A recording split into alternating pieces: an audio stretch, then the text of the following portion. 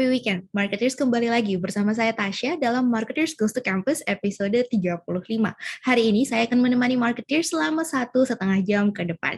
Dan seperti biasa, Marketers Goes to Campus akan memberikan inspirasi serta sudut pandang creativity, innovation, entrepreneurship, dan leadership yang telah atau akan dilaksanakan oleh lembaga pendidikan tinggi di Indonesia. Sebelumnya, kami ingin menginformasikan karena ada panggilan mendesak, Bapak Hermawan Kartajaya berhalangan hadir dalam episode kali ini.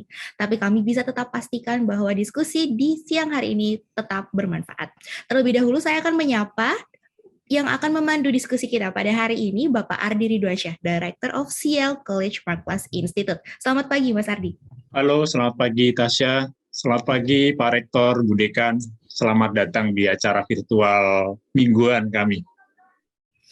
Oke, selamat pagi Mas Ardi, Bapak dan Ibu semua. Sebelum kita akan memperkenalkan siapa pembicara kita pada pagi hari ini, terlebih dahulu kita akan view bagaimana sih keseruan Marketers highlight di minggu lalu. Berikut ini rekapannya. Yang sedang kita mau kembangkan adalah program studi vokasional Balinese Wellness, yaitu tentang pendidikan SPA berbasis budaya Bali. Saya agak kaget ketika Prof. Emil Salim mengatakan masa depan dunia itu ada di ULM, kata beliau. Kenapa?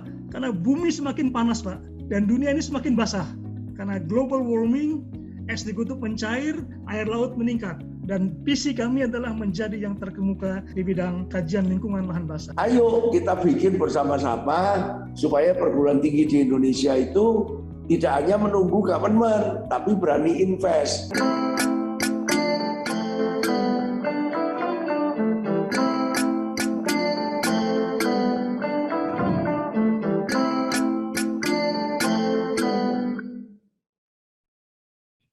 Marketer, sebelum kita masuk ke segmen pertama, saya akan menyapa terlebih dahulu dan memperkenalkan kepada marketer semua siapa narasumber kita yang telah hadir pada pagi hari ini. Pertama ada Bapak Insinyur Henry Feryadi, MSc PhD, Rektor Universitas Kristen Duta Wacana. Halo Pak Henry, selamat pagi, selamat datang. Selamat pagi Mbak, salam sehat selalu, salam dari Jogja. Salam dari Jogja, salam juga dari Jakarta, Pak Henry. Lalu selanjutnya saya akan menyapa Ibu Dr. Erna Sofriana Imaningsih, SEMSI, Dekan Fakultas Ekonomi dan Bisnis Universitas Mercu Buana. Halo Ibu Erna. Halo, selamat pagi Mbak Tasya. Dan semua yang hadir ya. Pagi Bu Erna. Oke, Bapak dan Ibu, itu dia narasumber kita pada pagi hari ini. Dan sebelum kita berbincang lebih jauh dengan para narasumber hari ini, Pak Ardi akan memaparkan konsep tentang entrepreneurial marketing. Kepada Pak Ardi, saya persilakan. Baik, selamat pagi rekan-rekan akademisi, mahasiswa, termasuk tentu tamu kehormatan kita pada pagi hari ini. Sudah hadir Pak Rektor, Pak Henry dan Ibu Dekan, Bu Erna yang sudah meluangkan waktu untuk tampil secara virtual dalam acara kami. Terima kasih Bapak Ibu, mudah-mudahan ini bisa berlanjut dalam kolaborasi yang lebih dalam lagi. Karena sering kami bilang kalau di Marketplace Institute itu sekarang setahun, 2 tahun terakhir ini salah satu berkah dari pandemi ini adalah adanya akselerasi dalam kolaborasi Bapak Ibu, terutama dengan kampus. Terkhusus Marketplace Institute luar biasa sekali ya, akselerasi dalam bentuk kerjasama dengan kampus-kampus yang terjadi selama pandemi ini. Karena dulu kita berpikir kalau mau kolaborasi harus paling ya kampus-kampus di mana Marketplace secara fisik ada. Kita Jakarta tentu, Bandung, dan beberapa kota yang terbatas. Tapi dengan ternyata pandemi memaksa kita lebih banyak di rumah, dan kemudian akhirnya kita berkenalan dengan platform-platform virtual seperti ini, akhirnya batas-batas geografis itu jadi tidak relevan lagi. Nah, itu yang akhirnya menjadikan banyak sekali kolaborasi yang bisa kami lakukan, tidak hanya sebatas Zoom webinar seperti ini, bahkan dalam bentuk sertifikasi, event bersama, dan sebagainya. Dan itu sangat dimungkinkan dengan adanya platform digital yang sekarang sudah familiar ya dengan kita semua. Baik, nah salah satu tanda kutip hasil dari pandemi ini, Bapak Ibu, adalah yang nanti akan kita diskusikan sebenarnya dari sejak seri pertama Marketers Goes to Campus, yaitu konsep yang dilahirkan bersama oleh Pak Hermawan Kartajaya. Nanti saya cerita sedikit lahirnya konsep entrepreneur marketing karena saya sebagai project director dari program itu yang kemudian menjadi satu konsep. Sudah kami tulis bukunya 2020 lalu dan sekarang sedang proses untuk diterbitkan secara internasional oleh penerbit Wiley Amerika. Dan mudah-mudahan nanti bisa diluncurkan tahun depan pada saat G20 Summit di Bali 30 dan 31 Oktober. Jadi sedang ngebut untuk proses penulisan bukunya. Izin Bapak Ibu, saya coba share beberapa agar mungkin rekan-rekan di sini yang kalau yang sudah beberapa kali bergabung mungkin sudah familiar. Mungkin yang baru pertama agar ketika kemudian Markplus sering menyebut entrepreneur marketing, IM atau CL, apa sebenarnya makhluk ini? Nah ini yang mungkin sekedar pengantar sebenarnya konsep marketing yang kemudian dikembangkan Markplus selama pandemi ini seperti apa? Karena ini saya yakin menjadi pertanyaan bukan hanya dari institusi bisnis, tetapi juga institusi pendidikan. Dan tidak hanya di Indonesia, bahkan di dunia pun semua kemudian mulai revisit ya, meninjau ulang lagi konsep-konsep pemasaran yang sekarang ini yang sudah bertahun-tahun kita gunakan pada masa normal dahulu. Nah, selain pandemi, Bapak Ibu sebenarnya ada dua latar belakang. Kenapa kemudian konsep entrepreneur marketing ini muncul? Jadi sebenarnya saya ingat saya tuh 4 tahun yang lalu sebenarnya sudah dirintis oleh Pak Hermawan, embrionya gitu ya. Tapi menetas dan matangnya memang 2020 kemarin.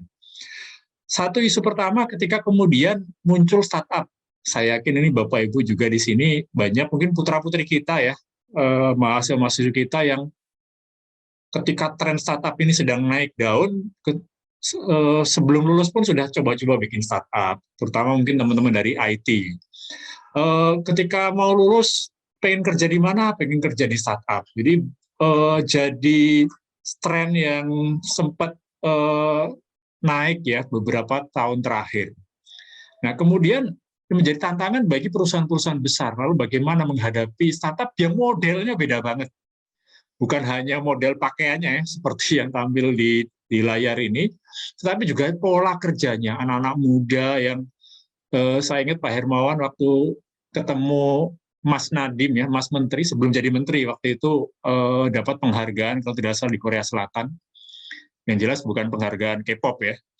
Waktu itu ditanya, kok bisa, apa sih rahasianya Gojek bisa jadi startup seperti itu? Saya ingat dua hal yang disampaikan. Ya. Satu, ini sering kita dengar ya, Bapak Ibu ya, ini satu prinsip yang sering dipegang oleh startup. Lebih baik, Pak, lebih baik minta maaf daripada minta izin. Itu yang dilakukan startup kan. Jadi kalau minta izin dulu, namanya ojek, itu kan tidak ada aturannya ya, setahu saya Bapak Ibu ya. Transportasi roda 2 berbayar itu belum ada regulasinya sehingga memang sempat dilarang. Tapi juga kalau kemudian nunggu sampai ada regulasinya lama sekali. Jadi mending jalan dulu, ketika kemudian customer sudah ada di mana-mana, ketika ada yang protes mau dilarang ya minta maaf gitu ya. Karena kalau minta izin dulu mungkin nggak akan keluar juga izin. Jadi lebih baik minta maaf daripada minta izin. Yang kedua, diibaratkan startup itu, ini Mas Nadiem, Mas Menteri yang cerita waktu itu, bangun startup itu kayak naik pesawat terbang, Bapak Ibu, menerbangkan pesawat terbang, tetapi betulinya di atas. Kalau sekarang kan kita semua harus zero error ya, sudah dipastikan betul semua, sudah aman semua, baru boleh terbang. Nah, kalau startup nggak terbang dulu, sambil diperbaiki di udara. Itu yang mereka lakukan. Jadi mindset, cara pola kerja yang benar berbeda. Nah, ini yang kemudian menjadikan tantangan. Lalu kalau kita, Bapak Ibu, sebagai pebisnis, sebagai profesional, kita mau gaya yang mana? Gaya startup atau gaya big company yang sudah mapan selama puluhan tahun? Nah, Pak Herno selalu bilang sebenarnya ada kekuatan dan kelemahan masing-masing yang ini harus diintegrasikan. Nah, ini tren pertama ya, waktu itu mendasari konsep entrepreneur marketing yang nanti akan kita diskusikan dengan Bapak Ibu pembicara juga, Pak Rektor, Pak Dekan yang ada di sini. Tren kedua, dari sisi generasi, Bapak Ibu. Beberapa tahun yang lalu kita selalu bilang milenial, gitu, anak milenial. Tapi sebenarnya sekarang sudah masuk ke dunia kerja itu generasi centennial atau Gen Z. Lahir ada yang bilang tahun 2000, ada yang bilang lahir tahun 96.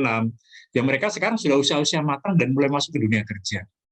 Nah, ini yang kemudian memunculkan ini juga pertentangan dalam organisasi. Dalam satu organisasi, bosnya baby boomer dan Gen X, anak buahnya milenial dan centennial. Ini sering nggak nyambung ngomongnya, nggak nyambung cara komunikasinya, stylenya, gayanya, dan sebagainya. Ini kisah nyata bahwa banyak kemudian anak-anak generasi baru ini ketika belum masuk pun tanda kutip sudah bikin masalah. Saya ingat waktu itu ada satu klien kami cerita, waktu dia interview salah satu anak baru, generasi baru ini, waktu itu dia baru duduk, kandidatnya baru masuk, terus langsung belum ditanya sama interviewernya, sudah ditanya balik, Pak, kalau di sini pakai baju seragam seperti Bapak ini ya? Nah, waktu itu kebetulan pakai baju seragam kerja. Ya Mas, di sini tanggal sekian sampai sekian, hari ini sampai hari ini biasanya pakai seragam. Belum ditanya, belum apa-apa, langsung mengundurkan diri. Wah, mohon maaf, kalau harus pakai seragam saya nggak mau. Nah, itulah generasi baru yang muncul, dan sekarang sudah masuk ke dunia kerja. Bagaimana kemudian kita menghadapi ini? Makanya kemudian, saya ingat waktu itu April atau Mei ya, Tasya ingat ya, waktu itu bulan apa, Tasya? Kita dibentuk satu tim khusus, Bapak Ibu, isinya gabungan 4 generasi ini. Baby boomernya Pak Hermawan langsung ya. Gen X-nya nggak ada. Sebenarnya saya ya termasuk Gen X, saya mewakili Gen X waktu itu sebagai project director-nya. Sisanya baby boomer dan Gen Z yang kita rutin bertemu, diskusi, mengembangkan konsep baru. Jadi anak-anak muda ini yang lebih kreatif, lebih cepat mencari informasi, kemudian di-challenge oleh Pak Hermawan. Jadi saya ingat waktu itu kita presentasi satu-satu ya untuk mengembangkan konsepnya sampai 10 malam, jam 10 malam waktu itu. Sudah kayak ini Pak Henry, sudah kayak ujian disertasi sama marketing guru langsung gitu. Nah, ini latar belakangnya dua hal ini kemudian akhirnya memunculkan konsep entrepreneur marketing atau CL yang bukunya sudah kita terbitkan tahun 2020 kemarin, dan ini ada versi filosofi Jawanya. Ini Pak Rektor mungkin dari mungkin menghafal cerita-cerita wayang mungkin ya di sana. Nah, ini kita ambil filosofi Jawa waktu itu untuk menggambarkan konsep CL ini. Nah, CL sendiri adalah kepanjangan dari creativity, innovation, entrepreneurship, dan leadership. Jadi di era ketika kemudian tadi ada generasi yang dua generasi yang pertama adalah dua institusi, dua perusahaan, dua jenis company ya, antara big company dengan startup, punya kelebihan dan kekuatan masing-masing. Nah, startup biasanya kuat di CL, mereka sangat kreatif, inovatif, nubruk seperti entrepreneur, dan punya leadership yang bagus. Anak muda tetapi bisa menunjukkan kepemimpinan dan bisa influencing others, terutama influencing para investor sehingga mau menanam dana ke satu bisnis yang masih rugi. Itu fenomena yang mungkin 1 dekade yang lalu belum ada. Begitu banyak investor investasi yang kemudian mau menanamkan saham ke perusahaan yang jelas-jelas masih rugi. Tetapi kenapa mau? Karena leadernya berani dan bisa menjual visi dan mimpi ke depan. Nah, ini tadi dua dikotomi tadi antara perusahaan yang sudah mapan, yang startup yang baru masuk sekarang, mereka punya kelebihan di creativity, innovation, entrepreneurship, dan leadership. Tetapi perusahaan-perusahaan yang sudah existing, yang sudah ada juga sebenarnya punya kelebihan. Mereka kuat di yang kami sebut PIPM, Productivity, Improvement, Professionalism, dan Management. Perusahaan-perusahaan yang sudah existing itu sudah punya produktivitas yang tinggi. Dengan sumber daya yang ada, mereka bisa menghasilkan produk atau jasa yang lebih terjangkau, karena sekali produksi bisa massal gitu. Dan sangat percaya improvement, selalu melakukan improvement, terutama perusahaan-perusahaan Jepang yang percaya dengan Kaizen, mereka sangat sudah melakukan itu setiap waktu, improvement selalu dilakukan, sehingga prosesnya menjadi lebih baik dan lebih baik. Di sisi profesionalismenya juga sudah sangat kuat, job desk sudah jelas, KPI per orang juga sudah jelas, dan sistem secara manajemennya juga sudah sangat rapi. Siapa mengerjakan apa. Jadi secara PIPM kami sebutnya, perusahaan-perusahaan yang sekarang existing ini sudah sangat kuat. Nah, tantangannya adalah bagaimana kekuatan dan kelebihan startup dan big company tadi bisa lebih ditingkatkan atau diintegrasikan, diomnikan. Istilah di Mapes kami menyebutnya omni, hybrid gitu ya. Nah, bagaimana perusahaan-perusahaan yang sudah existing, institusi-institusi yang sudah eksis seperti sekarang, terutama kampus, mungkin kita barangkali bisa sepakat juga Bapak Ibu, kampus secara umum mungkin lebih di bawah PIPM. Mapes pun ya, sebagai sebuah perusahaan yang sudah 31 tahun, kita bisa dibilang dulu mungkin cenderung PIPM. Sekarang dipaksa Pak Hermawan bergeser ke mengadopsi CIEL juga. Nah, sementara perusahaan-perusahaan startup yang sudah terlalu CIEL harus mulai mengadopsi PIPM agar lebih terstruktur, lebih rapi, lebih tertata. Nah, kenapa kemudian Pak Hermawan lebih sering membahas yang atas dibanding yang bawah, Bapak Ibu? Kalau Bapak Ibu mendengarkan seminar ataupun training-training Pak Hermawan, beliau selalu lebih sering ngomong CIEL-nya dibanding PIPM-nya. Karena beliau percaya di masa pandemi ini, ketika situasi seperti saat ini, lebih butuh kreativitas dibanding produktivitas. Lebih butuh inovasi. Kita harus melakukan lompatan dibanding hanya sekedar perbaikan yang kecil-kecil ya dalam bentuk improvement. Kita harus bisa bekerja seperti layaknya entrepreneur. Tidak bisa lagi pakai cara-cara profesional yang nunggu job desk dan sebagainya. Dan leadership itu lebih dibutuhkan dibanding manajemen. Nah, konsep CIEL sendiri, Bapak Ibu, sebenarnya sebuah konsep yang nyambung terkait ya. Jadi kalau dari kajian tim kami tadi, akhirnya kami simpulkan bahwa ini bisa diperdebatkan juga secara akademis ya, bahwa creativity itu adalah proses yang outputnya adalah ide. Seperti Bapak Ibu lihat di sini, output dari creativity itu adalah ide. Jadi kreativitas adalah proses untuk menghasilkan ide yang unik, ide yang baru, ide yang tidak itu saja.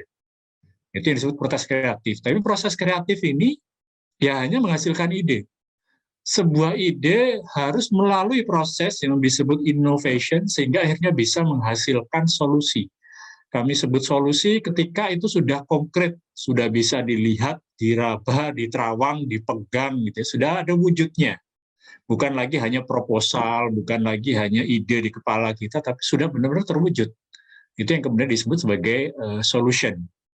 Nah, sampai di sini belum selesai perjalanan sebenarnya Bapak Ibu. Saya yakin ini sebuah tantangan terutama di lembaga pendidikan dan riset ya. Banyak mungkin riset-riset, penelitian-penelitian yang tidak hanya berhenti sebatas ide atau proposal, tapi sudah dikonversi jadi solusi, sudah jadi produk, sudah jadi jasa, sudah jadi program, tetapi kemudian tantangan berikutnya adalah bagaimana mengkomersilkan itu. Karena kemudian banyak yang akhirnya penelitian riset-riset, kalau istilah orang Jawa Pak Rektor mangkrak mungkin ya, mangkrak di laboratorium kita. Hanya berdebu di gudang kita. Sehingga butuhlah dua hal berikutnya itu entrepreneurship dan leadership. Nah, entrepreneurship berperan untuk mengubah solusi tadi sehingga menjadi sesuatu yang valuable kepada semua orang.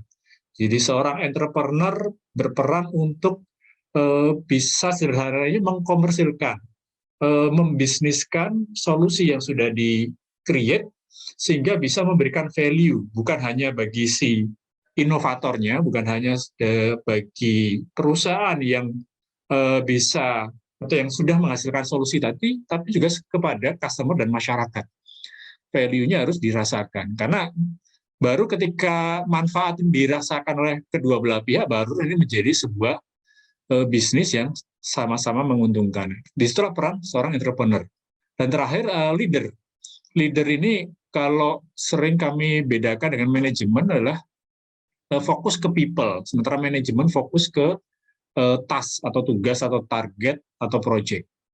Nah, seorang leader kemudian bertugas untuk mengawal bisnis yang sudah dibangun melalui entrepreneurship sehingga akhirnya tidak hanya mencari financial value tapi juga bisa berkontribusi baik social values maupun environmental values. Jadi kalau di kami sering membedakan antara value dengan values.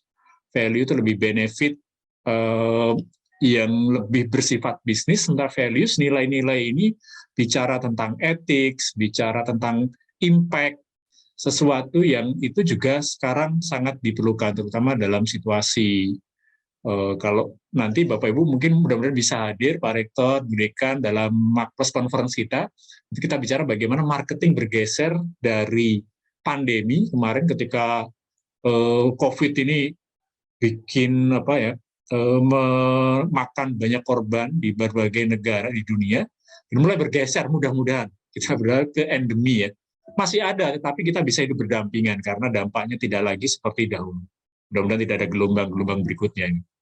Nah, itu di era endemi inilah kemudian creativity, innovation, entrepreneurship, dan leadership ini tetap menjadi sesuatu yang sangat penting untuk diperhatikan.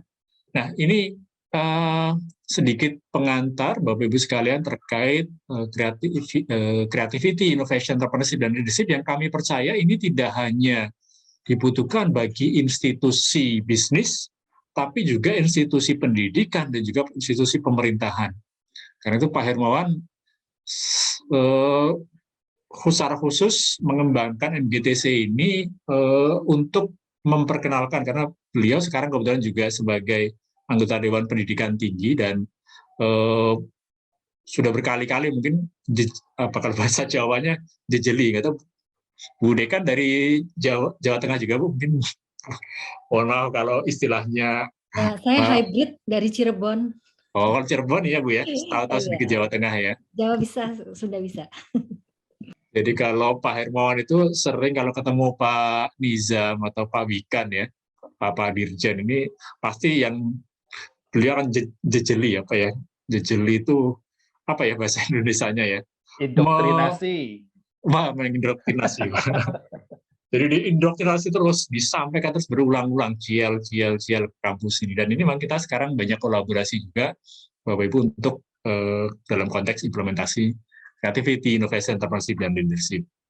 Nah itu nanti saya bisa share materinya. Di materi ini lebih detail lagi. Mungkin Bapak Ibu rekan-rekan sekalian yang hadir di sini, creativity itu seperti apa, tipsnya, innovation seperti apa, entrepreneurship itu ciri-cirinya apa sih, dan leadership itu konteksnya seperti apa sih leadership, dan leadership seperti apa yang dibutuhkan. Nanti bisa kami share soft copy-nya. Nah, di sesi berikutnya nanti yang sesi inti sebenarnya, karena sesi saya yang pengantar saja, kita akan mendengarkan bagaimana sebenarnya entrepreneurial marketing, bagaimana kampus kemudian beradaptasi dan bertransformasi di masa pandemi ini. Baik, itu sedikit pengantar. Saya kembalikan ke Tasya. Oke, Bapak dan Ibu, berikut ini kita saksikan dulu tayangan yang satu ini untuk memperkenalkan Dr. Erna Sofriana Imaningsi, SEMSI, Dekan FEB Universitas Mercu Buana. Silakan. Universitas Mercu Buana adalah universitas yang siap bersaing di kancah global.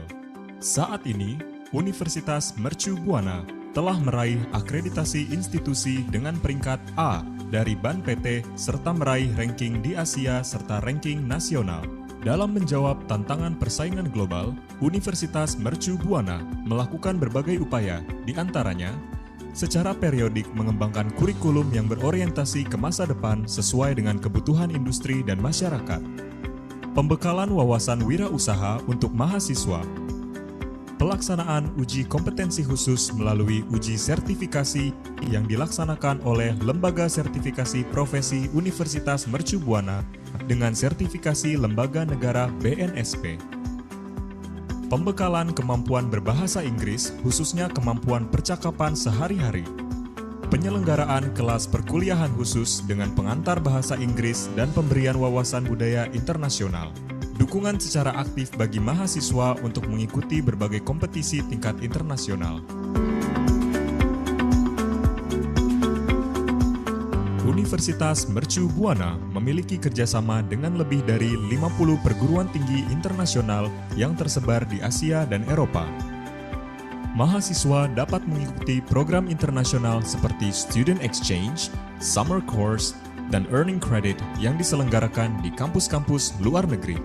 Seiring dengan perkembangan ilmu pengetahuan dan teknologi, pengajar di Universitas Mercu Buana terus mengembangkan kompetensinya dan konsisten melaksanakan Tridharma perguruan tinggi melalui kegiatan pengajaran, penelitian, dan pengabdian kepada masyarakat.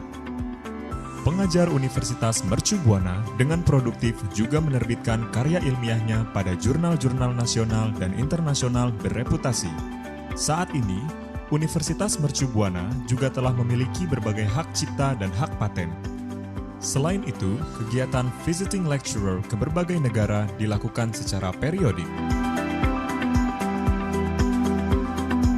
Dalam rangka mendukung proses pembelajaran untuk menuju internasionalisasi, Universitas Mercu Buana senantiasa meningkatkan kualitas dan kuantitas sarana dan prasarana. Universitas Mercu Buana saat ini telah dilengkapi dengan studio broadcasting, dormitori, berbagai fasilitas yang ramah disabilitas, serta fasilitas pendukung lainnya. Sarana dan prasarana dipersiapkan oleh Universitas Mercu Buana dengan standar internasional. Universitas Mercu Buana merupakan tempat kerja yang aman, sehat, serta meminimalkan dampak lingkungan dari seluruh aktivitas yang dilakukan. Perbaikan yang berkesinambungan dan perlindungan bagi sivitas Universitas Mercu Buana menjadi salah satu fokus perhatian Universitas Mercu Buana. Universitas Mercu Buana juga memfasilitasi berbagai pelatihan mitigasi bencana bagi seluruh sivitas. Universitas Mercu Buana, Go International, We Can!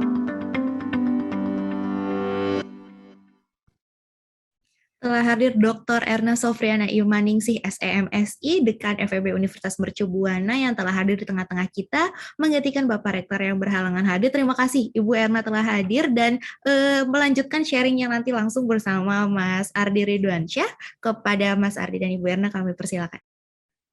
Baik, terima kasih Tasya. Mohon maaf Bu Dekan, tadi saya nyelonong aja tadi. Kalau bahasa Pak Rektor kurang connectedness ini ya, karena kita nyebar. Itu kan ciri milenial kan? Lebih baik tadi katanya minta maaf ya, daripada minta izin ya. Betul. Kampus kalau di Mercu Buana sudah mulai ada tatap muka atau seperti apa Bu? Ya, itu juga nanti yang akan saya ini juga ya sampaikan informasinya. Jadi memang kami ini sudah mulai ya. Jadi ini sudah dimulai di minggu ini kelas hybrid gitu ya. Jadi ada yang separuh itu ada tatap muka, kemudian separuh dari mahasiswa itu dari rumah ya. Jadi hybrid dan ini sudah mulai diuji cobakan baru minggu ini ya. Jadi untuk pertemuan ke-14 dan 15. Ya saya rasa ya mau tidak mau kita memang harus tetap jaga ya prokesnya tetap ya, jadi harus antisipasi segala macam sudah kami lakukan. Namun demikian ya tetap kami berusaha ya untuk melaksanakan ini ada peningkatan ya dari yang kemarin gitu. Oke, karena minggu ini ya berarti kebetulan karena minggu ini juga DKI baru naik kelas kan dari. Nah itu dia. Satu naik kedua. Jadi ya memang tarik ulur ya sepertinya, apalagi kalau menjelang liburan itu memang seperti itu ya. Jadi ya saya rasa sih kita akan ini seperti maraton ya. Jadi tapi saya setuju tadi yang disampaikan oleh Pak Dr. Endri tadi ya, Mbak Endri tadi ya, bahwa Pak Rektor bahwa nanti mungkin ke depan ya disruption karena pandemik ini akan menjadi satu hal yang new normalnya ya normal gitu ya, tapi artinya kita di saat ini memang masih harus banyak kehati-hatian ya, tarik ulur lah. Saya sepakat seperti itu ya, karena masih belum tahu juga karena ada varian-varian baru itu ya. Oke, baik Bapak Ibu sekalian. Silakan Bu Dekan untuk menyampaikan materinya. Nanti dari situ kalau ada pertanyaan-pertanyaan boleh disimpan dulu. Nanti akan ada sesi Q&A khusus dengan Pak Rektor juga sekalian. Silakan Dr. Erna. Ya, saya ini mohon maaf, ini nuwun sewu, saya mau share screen boleh ya? Silakan.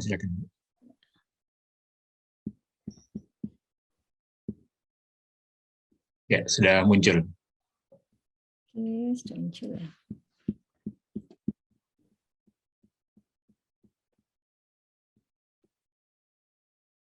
Ya, oke, terima kasih atas kesempatannya untuk bisa bergabung. Saya senang sekali ya karena ini merupakan, menurut saya merupakan ide untuk diskusi yang baik ya, terutama di masa pandemi, tidak di masa pandemik juga. Hal seperti ini memang merupakan hal yang positif ya, karena kita bisa sharing informasi secara informal, boleh terbuka oleh siapa saja, dan menurut saya ini pahalanya luar biasa ya, Mark Plus ya. Oke, saya mungkin ingin membuka dengan salam Assalamualaikum warahmatullahi wabarakatuh. Selamat pagi, salam sehat, ya, salam sejahtera, Om Swastiastu, Namo Buddhaya, salam kebajikan. Ya. Kita semua tentu bersyukur ya masih diberikan kesehatan, di mana saat-saat seperti ini kesehatan luar biasa mahalnya, minta ampun gitu ya. Kita ngomong panjang lebar ya soal value, soal values ya, kemudian profit segala macam. Waduh, kalau nggak ada kesehatan makanya ini kesehatan merupakan satu hal yang Ibu Erna, kita syukuri. punten Ya? boleh di full screen? Oke, sorry. Masih belum full screen ya.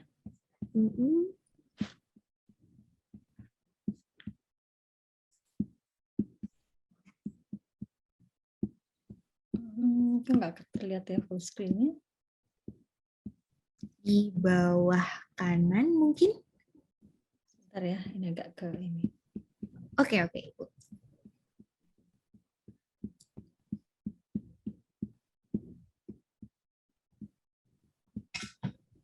Saya ulang ya. Boleh Ibu, silakan. Ini sudah full screen belum? Belum.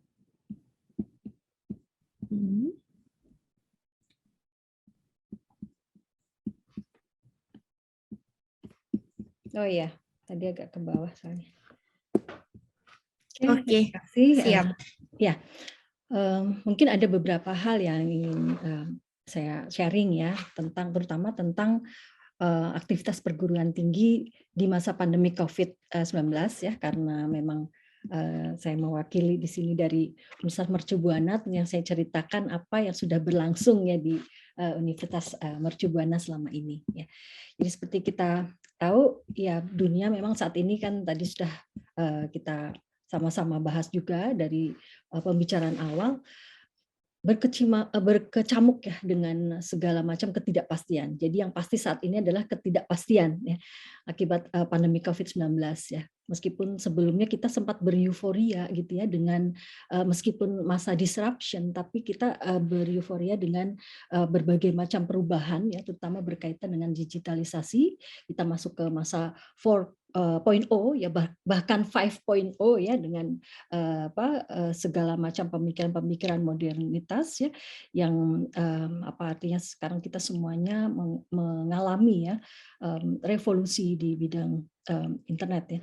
Nah, namun demikian ya, adanya pandemik ini betul-betul memang faktanya memukul luar biasa ya sisi kemanusiaan kita ya, karena yang kita lawan adalah ya alam semesta ya, dan ini juga merupakan dampak pandemik yang tentu saja pada akhirnya kita terima atau tidak terima memang memporak-porandakan semua aspek kehidupan ya. Struktur ekonomi global ya, itu juga termasuk di Indonesia ya, akan berubah nanti, bukan hanya karena pandemi ini, tapi di masa pasca pandemik nanti. Dimana tadi juga sudah dipaparkan dengan sangat gamblang ya, bahwa digital ekonomi, kemudian kreatif ekonomi itu nanti juga akan menjadi, yang khususnya di Indonesia ya, akan menjadi ikon lah ya untuk perbaikan ekonomi ke depan ya.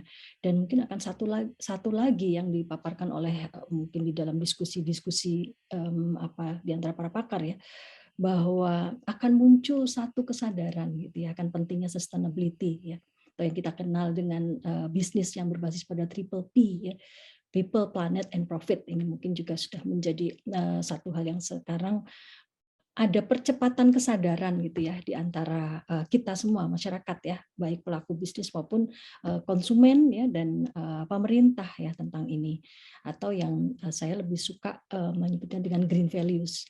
Kebetulan saya orang green ya, jadi waktu S3 saya kemarin itu banyak membahas tentang green ya, dan sampai saat ini saya juga fokus dengan itu, dan alhamdulillah artinya percepatan kesadaran tentang green ya, yang diawali dengan values kita ya tentang biosferik ya, tentang alam semestaan ini, menurut saya ini adalah merupakan satu hal yang positif ya di tengah pandemik sekarang ini ya.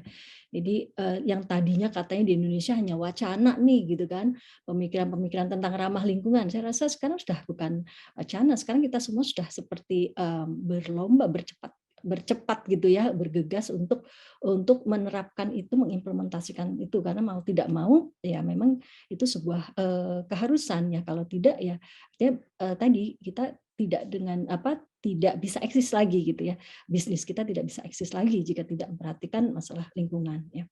Ya tadi saya sepakat ya bahwa masa pandemik ini juga mengubah pola perilaku kehidupan masyarakat ya, tadi di ekonomi, bahkan juga termasuk di pendidikan ya. Jadi kami juga di PTS merasakan betul bagaimana imbas pandemik ini ya terhadap perubahan yang drastis, sehingga sempat kita itu sempat kayak jet lag gitu ya, sulit bergerak pada awalnya, apalagi kemudian hantaman perekonomian itu ya artinya begitu banyak ya mahasiswa yang akhirnya tidak bisa membayar SPP gitu kan untuk operasional ya, dan kita sendiri pun sebagai Civitas Akademika juga ya mengalami berbagai hal ya, karena kita berperang dengan kesehatan ya. Jadi menurut saya ini memang satu hal yang membuat kita semua shock gitu ya. Kegiatan belajar mengajar, penelitian, pengabdian, ya, kemudian penyelenggaraan operasional sempat terhambat pada awalnya ya. Kemudian apalagi kalau kita melihat kondisi fisik kampus gitu kan, tadi Mas Ardi bilang pernah ke Meruya ya Mas ya. Jadi Meruya itu kalau menurut saya tempat yang ya mungkin sama ya dengan kampus lainnya, kayaknya nggak ada sepinya 24 jam ya, karena kebetulan kami juga ada kelas untuk yang karyawan gitu kan, untuk kelas karyawan, jadi ini kemudian juga pasca gitu ya, jadi bisa sampai malam gitu kan, masih rame aja. Tapi ketika pandemik betul-betul seperti lorong-lorong mati gitu ya, aduh sedih sekali ya. Ini saya rasa dialami juga oleh semua dari kita ya, sedih dan prihatin ya, namun kita tidak boleh berlama-lama, apalagi menyerah gitu kan. Karena itu betul yang paling harus dilakukan adalah inovasi saat ini ya, jiwa leadership harus muncul juga ya pada diri kita ya, untuk melakukan terobosan-terobosan ya, seperti apa agar operasional kampus tetap terselenggara ya, jangan sampai mahasiswa yang sudah istilahnya udah punya niat ya, udah punya nawa itu ya untuk belajar, untuk mencapai pendidikan yang baik ya, berharap mendapatkan pendidikan dari institusi kita, kemudian melangkrak itu tadi ya, tidak tersalurkan, tidak mendapatkan haknya ya, sehingga terobosan-terobosan itu kami lakukan ya.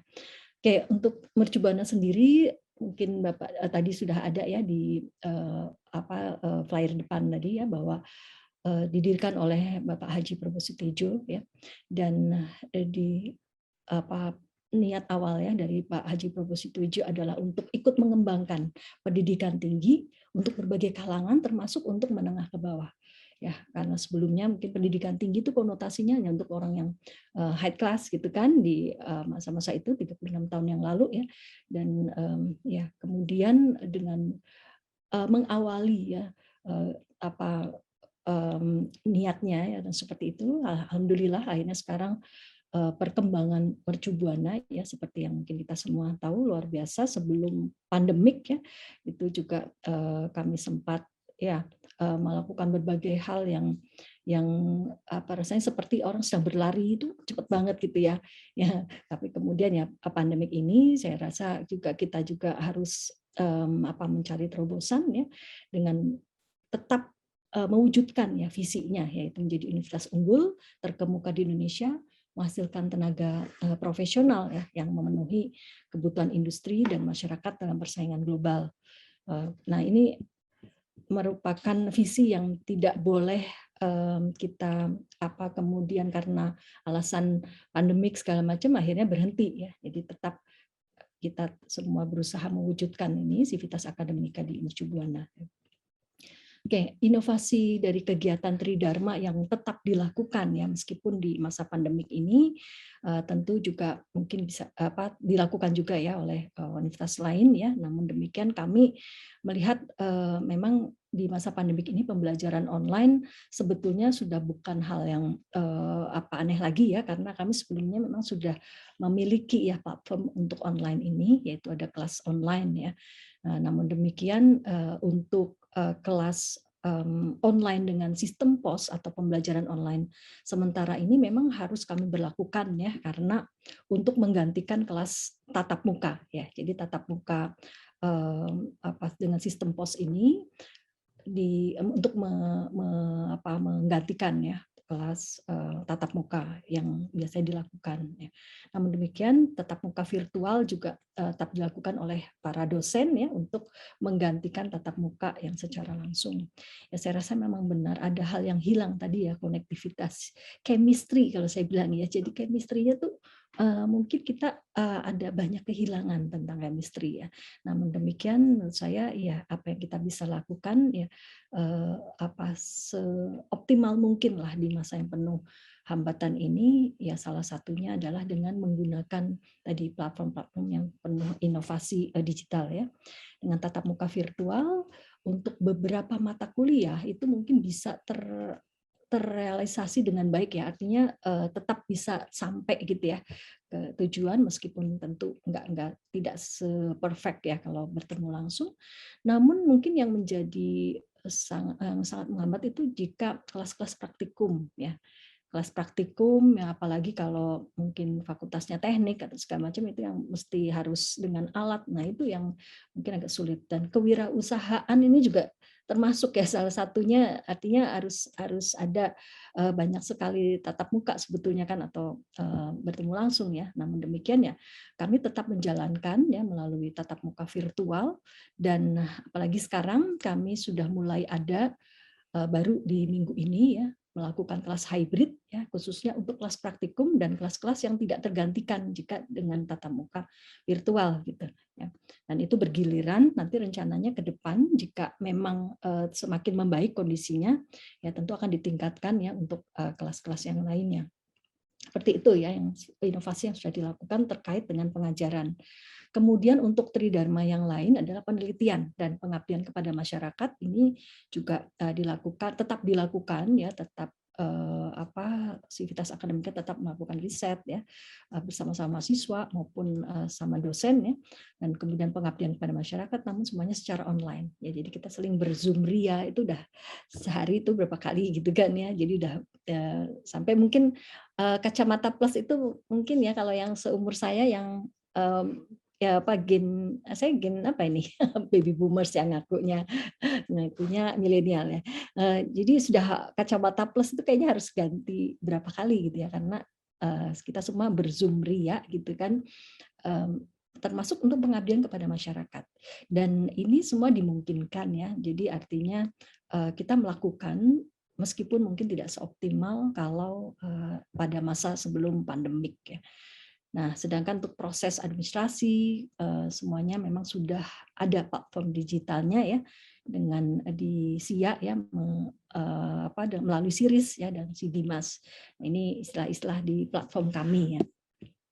Kemudian untuk implementasi pengajaran tatap muka terbatas tadi ya sudah disampaikan bahwa kami dengan cara 40% mahasiswa di dalam kelas ya dan 60% di rumah. Ini tentu betul-betul ketat ya dengan prokes ya, dan kami sudah melakukan kerjasama ya dengan Peduli Lindungi maupun UMB Sehat ya, dan semua juga sudah berdasarkan implementasi ini berdasarkan izin ya dari Pemda ya, dan kami melakukan prokes dengan sangat ketat dan sudah berlangsung nih kedua kalinya di minggu ini. Kemudian ya sistem hybrid learning yang kami menyebutnya, dan yang sudah berlangsung itu adalah kelas-kelas praktikum. Yang tadi saya sampaikan bahwa ada kelas-kelas praktikum yang rasanya sangat kecil sekali gitu, sangat sedikit sekali benefitnya atau pencapaian tujuannya jika dengan online gitu. Jadi karena itu kelas-kelas praktikum yang demikian kami sudah mulai implementasikan ya untuk PTM terbatas ini. Ya, kemudian juga untuk ya ini tantangan selama pandemi, tadi kita juga sudah sama-sama bahas untuk di dunia pendidikan ini luar biasa sekali perubahan-perubahan ya di dalam sistem pembelajaran ini. Yang sulit itu terutama ya kalau platform itu sudah ada ya kan, kemudian juga kita alhamdulillah blessing-nya masuk masa pandemik, di masa revolusi teknologi digital ini sudah luar biasa. Artinya kita kayak orang perang, udah ada senjatanya gitu ya. Tapi menurut saya tantangan yang luar biasa itu masalah psikologis ya. Jadi psikis dari kita gitu itu yang harus betul-betul dijaga ya, jangan sampai kemudian ya menjadi down ya. Terutama kita juga sedang berperang melawan kesehatan, masing-masing individu berperang melawan kesehatan sendiri gitu kan. Jadi ya menurut saya memang adaptasi sistem pembelajaran ini masalah psikis yang luar biasa, dan hambatannya seperti itu ya. Jadi kami saling di WA group atau kemudian di komunitas-komunitas media sosial kami ya, saling menyemangati ya melakukan hal-hal yang yang sifatnya webinar-webinar yang bisa merekatkan chemistry kami lagi meskipun tidak semaksimal kalau offline. Kemudian banyaknya mahasiswa yang kesulitan dalam ekonomi. Nah, ini tadi juga sudah disampaikan bahwa salah satu hambatan yang cukup membuat terpuruk lah istilahnya ya dari PTS ini ya, karena tidak seperti PTN ya yang mendapatkan anggaran dari pemerintah ya. Kita juga sangat kesulitan ya ketika misalnya mendengar sekian persen mahasiswa tidak bisa melakukan pembayaran. Nah, itu luar biasa ya, karena dari kampus juga melakukan beberapa kebijakan ya seperti itu ya, namun tentu tidak bisa maksimal ya, dan ini sangat memprihatinkan sebetulnya. Tapi alhamdulillah di semester ini kelihatannya sudah mulai ada mulai peningkatan ya dibandingkan waktu awal-awal tuh luar biasa, berapa persen penurunan dengan 30% gitu ya. Kemudian dituntut kreativitas ya untuk dosen dalam mengajar. Nah, ini juga yang sering kami sampaikan kepada kolega ya di UMB ya, bahwa bagaimana keterpurukan ini ya secara psikis terutama untuk mahasiswa itu harus bisa kita tanggulangi ya dengan cara dosen-dosen membuat sesuatu ya, terobosan lah ya, kreativitas itu tadi ya di dalam mengajar, sehingga ya tidak boring gitu ya, dan kemudian juga tidak patah semangat ya bagi mahasiswa untuk terus gitu untuk menimba ilmu. Kemudian juga yang hambatan atau tantangan selama masa pandemi ini kontrol terhadap capaian pembelajaran. Ini juga mungkin agak kita awalnya agak kesulitan ya, mungkin sampai sekarang juga mencari terobosan seperti apa, bagaimana untuk capaian pembelajaran ini bisa paling tidak jangan terlalu besar lah gapnya gitu ya dengan jika kita masih masa offline ya. Nah, ini tentu juga terus menjadi pemikiran kami ya untuk melakukan ide-ide terkait dengan ini. Kemudian komunikasi antara dosen, teknik, dan mahasiswa menjadi tantangan tersendiri. Jadi seringkali terjadi miskom gitu kan ya. Kemudian juga ya karena tidak pernah bertemu ya, hanya lewat chat saja atau apa. Jadi kita semua seperti merasa terasing satu sama lain ya. Nah, itu saya rasa itu juga menjadi tantangan tersendiri bagaimana membangun komunikasi yang lebih baik lagi gitu ya di masa pandemik ini. Dan secara bertahap, karena kita juga melihat situasi terkini ya, kami melakukan pembelajaran tadi dengan sistem hybrid. Oke. Kemudian kegiatan pembelajaran yang lain ya di masa pandemik ini yang masih tetap kami usahakan untuk tetap berjalan itu adalah masalah MBKM ya, Merdeka Belajar Kampus Merdeka, dan saya rasa ini adalah ide dan terobosan ya dari Mas Nadiem ya, Mas Menteri ya, tentang Kampus Merdeka yang harus sama-sama kita sukseskan ya. Bukan hanya karena adanya peraturan Mendikbud saja ya, tapi memang visi dan misinya itu luar biasa untuk membangun tadi ya, membangun manusia seutuhnya ya, sebetulnya dalam arti belajar itu juga bukan hanya masalah teori di dalam kelas ya, tapi juga di luar kelas. Namun tentu dengan adanya masa pandemik ini ada beberapa hambatan ya, banyak hambatan sehingga tidak semua skema yang kami siapkan itu bisa terlaksana ya.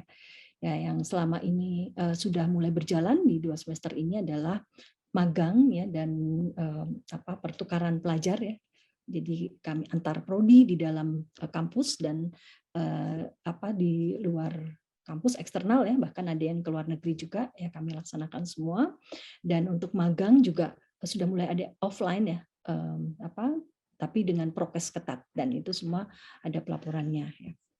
Oke, kemudian selanjutnya juga tentang kewirausahaan ya. Jadi program kewirausahaan memang sudah lama ada, menjadi salah satu bagian dari MKCU ya. Jadi bukan hanya, jadi ini merupakan mata kuliah yang memang wajib untuk semua fakultas ya, untuk semua program studi ya. Nah, kalau di UMB itu implementasi mata kuliah kewirausahaan itu hingga 3 tahap ya, 3 semester ya, dan diharapkan yang tertempa itu adalah terutama jiwa entrepreneur-nya ya. Terdapat untuk implementasinya ada co-working course ya antara dosen, mahasiswa dan alumni. Nah, ini juga kami berharap di sini mahasiswa belajar bagaimana membuka link gitu ya, koneksi dengan sesama pebisnis gitu. Nah, ini sudah mulai diajarkan, dan saat ini karena pandemik tentu secara virtual ya. Dan implementasi lainnya adalah melakukan company visit yang saat ini dilakukan secara online ya. Kalau sebelumnya kita secara langsung, saat ini masih secara online. Oke, kemudian juga ya di UMB juga banyak mahasiswa yang terserap ya dalam program pendanaan Kemendikbud KBMI tahun 2020-2021 ya. Kami juga ada mengikuti berbagai macam lomba gitu ya, yang berkolaborasi antara mahasiswa dengan dosen pembinanya ya, maupun antar mahasiswa itu sendiri. Dan banyak sekali ya ide-ide menarik, terobosan-terobosan menarik yang dilakukan oleh para mahasiswa ya yang masuk di kelompok milenial ini, dan seringkali membuat kami sendiri yang para dosen itu wah ini kok kepikir aja gitu ya. Nah, itu yang saya rasa kita tuh saling belajar di situ ya.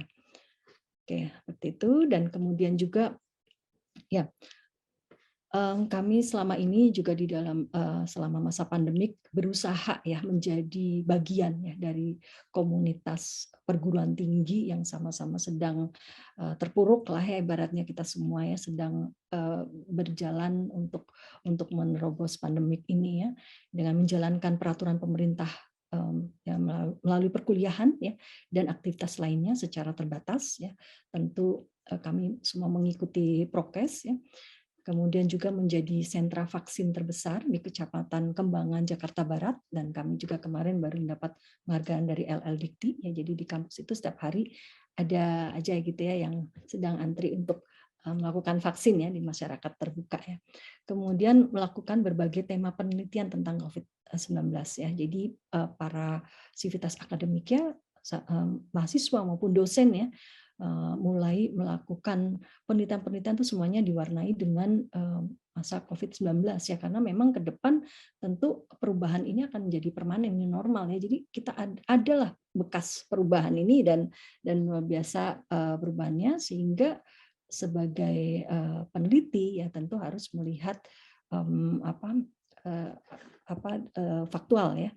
Kemudian secara konsisten kami juga melaksanakan kegiatan pengabdian pada masyarakat meskipun masa pandemik tidak menghambat untuk implementasi dari kegiatan pengabdian pada masyarakat. Oke, mungkin demikian ya presentasi dari saya ya dalam hal ini untuk menjadi pengantar diskusi ya, dan mudah-mudahan kita bisa berdiskusi ya di sesi selanjutnya dipimpin oleh Mas Ardi. Silakan Mas Ardi. Baik, terima kasih Bu Dekan. Baru tahu ternyata dokter Ibu di bidang green Bu ya, betul tadi. Ya, disertasi saya itu tentang green values. Jadi di situ saya menampilkan green values dalam diri manusia itu kan ada, kita nggak bisa menafikan ada sisi egoistik ya kan. Namun demikian juga kita sebenarnya punya potensi untuk altruistik yang tinggi ya. Dan ada satu lagi yaitu biospheric values. Nah, ini yang kurang digali ya, mungkin sebetulnya setiap dari kita pasti ada potensi itu. Gitu. Jadi ada keterikatan dengan alam semesta. Kita kan bagian dari alam semesta ya. Gitu, Mas. Cocok Bu dengan dengan disertasinya. Saya kalau lihat Bu Erna itu teduh gitu kesannya. Oh gitu ya, sangat kayak green pohon. ya. Oke, nanti kita kalau ada diskusi tentang green, wah ini seru ya. Mungkin sudah pernah ya. Ya, kita bisa bikin sendiri juga, Budi, kan khusus mungkin nanti ya. Oke. Baik, banyak catatan sebenarnya, tapi karena di kolom chat itu sudah ngantri pertanyaan-pertanyaan, tapi tadi mungkin sedikit kesimpulan bahwa di masa pandemi ini benar juga sebenarnya selain transformasi digital, kita terutama di perguruan tinggi, Bapak Ibu sekalian kan sedang transformasi juga dari sisi metode dan kurikulum ya, dengan implementasi Kampus Merdeka, yang itu menjadikan belajar itu bisa dari mana-mana, kapan saja. Baik, ini karena sudah banyak antrian pertanyaan, ini saya kembalikan ke Tasya untuk dipilih 5 pertanyaan terbaik. Gitu ya. Silakan Tasya. Oke, baik. Terima kasih Mas Ardi. Dr. Erna Sofriana Imanisi, SEMSI, Dekan FEB Universitas Mercu Buana, dan Pak Ardi Ridwansyah, Director of CL College Marquess Institute, untuk Marketeers Goes to Campus episode 35. Oke, Bapak dan Ibu, sudah banyak pertanyaan di kolom chat. Kami akan seleksi dan juga seperti janji kami akan ada 5 penanya terbaik yang akan mendapatkan tiket Marquess Conference 2022. Langsung saja saya panggilkan Bapak Henry, Ibu Erna, dan Pak Ardi untuk bersama-sama menjawab beberapa pertanyaan yang telah terkumpul. Pertama saya akan bacakan, ini ada pertanyaan sedikit beririsan, jadi saya akan rekap untuk Bapak Ibu langsung jawab. Pertama ada dari Bapak Joko Purwadi dan ada dari Bapak Goritno. Intinya bertanya bagaimana sih kita membangun kolaborasi industri, startup, atau entrepreneurship lain untuk mendorong startup yang dimunculkan oleh mahasiswa. Dan juga bagaimana sih caranya agar kita bisa berkomunikasi antara generasi Z, generasi Y, generasi X, dan baby boomers. Karena nanti di tempat kerja kita semua akan bertemu. Mungkin dari Bapak Henry dulu, silakan Pak Henry. Iya, Mbak. Jadi kalau menurut pandangan saya, bagaimana sih menumbuhkan startup itu? Mungkin gini, jadi kalau saya kok lebih concern ke arah pertama menciptakan atmosfer yang baik ya, di perguruan tinggi, dan kata kuncinya adalah kolaborasi. Kalau di kampus kami itu punya program yang secara spesifik, selain KKN, itu juga ada pelatihan-pelatihan soft skill yang interprodi, atau kita sebutkan itu cross faculty. Jadi mahasiswa kedokteran bergabung dengan desain produk misalkan gitu ya, dan juga arsitektur bergabung dengan bioteknologi gitu. Nah, ke depan itu kita tidak bisa lagi menyelesaikan satu masalah itu hanya single disiplin. Itu kepercayaan saya, keyakinan saya, harus multidisiplin. Jadi titik persinggungan antara bidang disiplin ilmu itu yang menumbuhkan inovasi. Saya ambil contoh misalkan begini, beberapa mahasiswa kami dari desain produk berkolaborasi dengan mahasiswa kedokteran itu membuat terobosan atau semacam tugas bersama ya, assignment, untuk membuat mendesain alat-alat bantu untuk yang digunakan oleh pasien pasca stroke. Pasien pasca stroke itu kan mobilitasnya kan terbatas ya, megang sendok juga tidak bisa, mandi juga tidak bisa, apalagi berjalan tidak bisa. Nah, tugas ini secara spesifik itu untuk membantu terapi mereka memulihkan supaya lebih cepat. Jadi didesainlah alat-alat yang bisa membantu terapi untuk pasien pasca stroke. Nah, itu kan nggak bisa didekati hanya dari desain produk saja. Harus ada ilmu kedokterannya. Makanya mereka diminta untuk pergi ke rumah sakit, kebetulan teaching hospital kami berdekatan dengan kampus, di sebelah kampus, Rumah Sakit Bethesda, untuk mengamati pasien stroke itu seperti apa ketika mereka berjalan, beraktivitas, dan sebagainya, dan juga berkolaborasi dengan pusat rehabilitasi Yakum, itu pusat rehabilitasi untuk anak-anak cacat ya, tunadaksa, gitu, untuk membuat itu. Nah, itu salah satu contoh saja. Nah, jangan dipikir startup itu hanya masalah digital loh. Jadi jangan dipikir hanya seperti Gojek saja yang itu startup. Startup itu banyak bidangnya. Kalau kami di sini lebih banyak mengadakan inkubasi adalah proyek-proyek mahasiswa yang mendampingi UMKM sesuai dengan karakteristik Jogja itu banyak sekali UMKM yang perlu didampingi lah dan juga bisa berkolaborasi. Nah itu, dan saya percaya lebih ke arah situ. Jadi kami sengaja mendesain suasana dan juga kolaborasi yang seperti itu. Jadi yang di luar bidangnya. Jadi kalau perlu ya keluar dari comfort zone. Orang berinovatif itu kalau keluar dari comfort zone kan, ketika mereka berinteraksi dengan teman-temannya dari berbagai macam disiplin ilmu, itu akan ada chemistry baru yang menimbulkan spark innovation. Demikian jawaban saya. Terima kasih Pak Henry, keren banget. Silakan mungkin Ibu Erna untuk menambahkan. Ya, saya menambahkan saja ya, tadi saya sepakat ya bahwa memang saat ini eranya adalah era kolaborasi ya. Kita ya diversity itu kan sesuatu keniscayaan ya, apalagi ini kalau kita melihat segmentasi secara demografi ya, kita nggak mungkin gitu kan menyatakan bahwa kita semua sama gitu kan. Nah ini apalagi tadi ya kalau sisi demografi generasinya berbeda ya. Nah ini juga merupakan salah satu yang harus kita terima sebagai sesuatu keniscayaan ya. Dan saya rasa sekarang ini sudah kesenjangan ya antar generasi semua sudah mulai gitu ya, artinya bisa berempati dengan satu sama lain ya.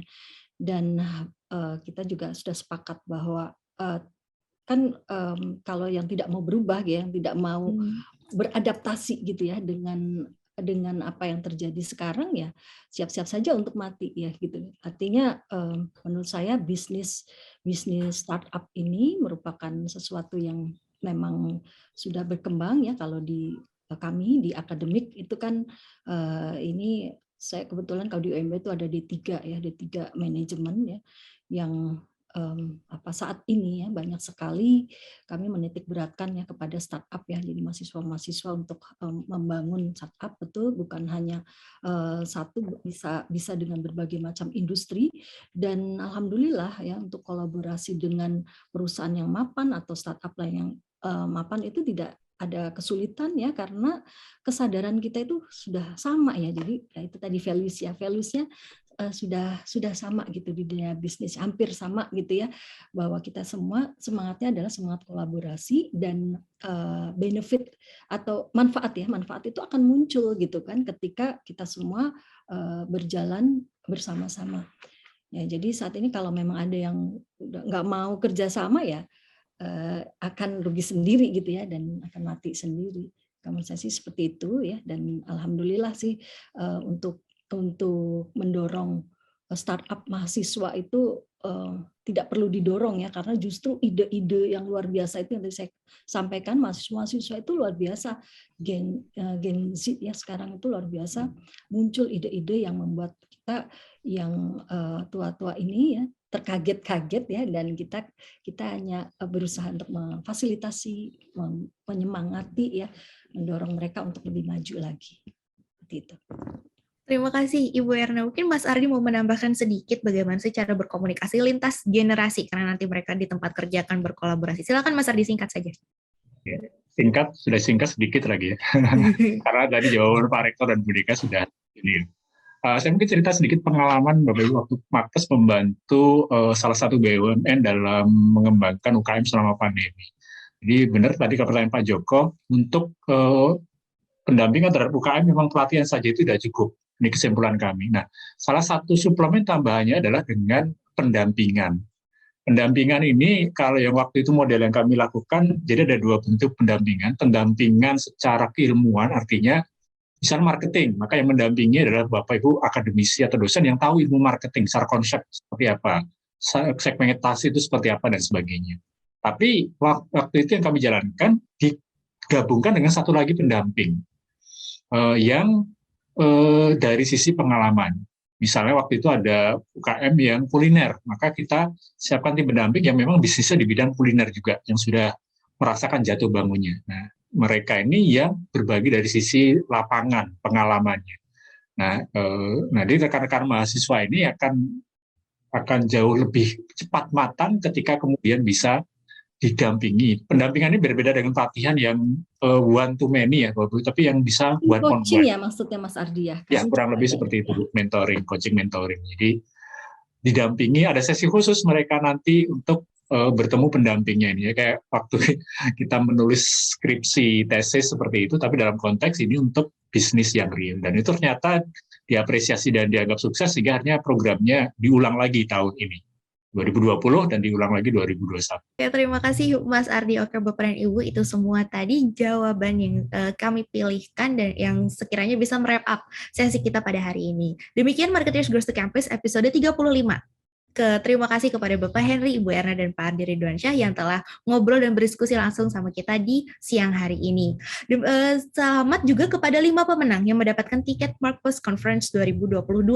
Selamat kepada Saudara Joko Purwadi, Edi Supriyato, Guritno, Farli, dan Sutia. Silakan lengkapi data Anda di kolom chat dan menghubungi nomor yang tertera. Marketeers, tadi sesi ini juga sekaligus menutup perjumpaan kita dalam program Marketeers Goes to Campus episode 35. Jangan lupa saksikan terus Marketeers Goes to Campus yang hadir setiap hari Sabtu pukul 10 waktu Indonesia bagian Barat. Saya Tasya dan seluruh kerabat pekerja yang bertugas undur diri dari hadapan Anda. Sampai jumpa di lain kesempatan. Jangan lupa like, comment, subscribe Marketeers TV untuk mendapatkan update terbaru. Stay safe, stay clean, dan stay healthy Indonesia. Sampai jumpa.